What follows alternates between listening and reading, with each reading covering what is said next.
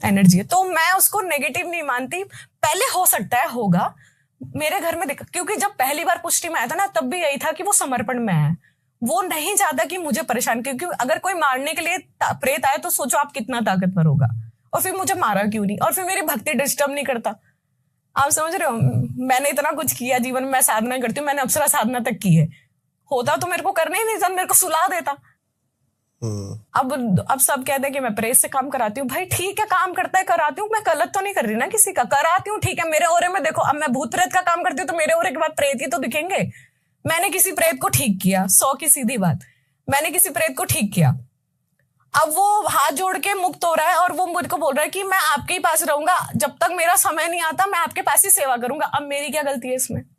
अब कोई दृष्टि से देखेगा तो उसे तो प्रेत ही दिखेगा ना। अब भाई वो उसका भाव भी तो देखो, अब भाव तक तो कोई घुस नहीं पाता, सच बताऊं तो इतना तो दिखता ही नहीं किसी को, सब धूल में लट चलाते हैं, इतना नहीं पता चलता किसी को। समझ रहे हैं आप? बस बोलने की बात है, किसी को भी कुछ भी बोल दिया, डराने वाली बात है।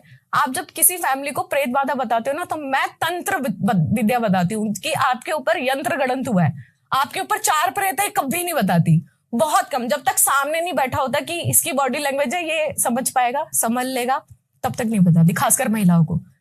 आपके साथ कौन आया है, ठीक है आप भी आगे आइए, आपको समझाती हूँ चीजें, इनको वहां बिठा दो, क्योंकि वो दिमाग पे ले लेती है महिलाएं।